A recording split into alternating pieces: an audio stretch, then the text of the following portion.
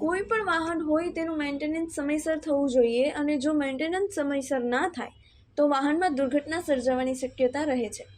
ત્યારે આવી જ એક ઘટના ભિલોડા તાલુકામાં બનવા પામી છે. ભિલોડાના ચીભોડા ગામે એક 65 વર્ષીય ખેડૂત પોતાની કાર લઈને ખેતરે ગયા હતા.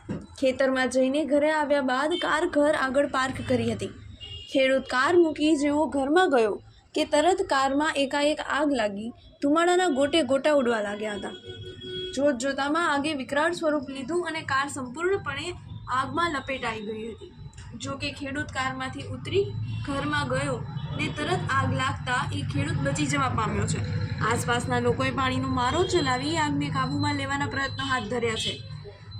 કારમાં આગ કયા કારણોસર લાગી એ જાણી શકાયું નથી.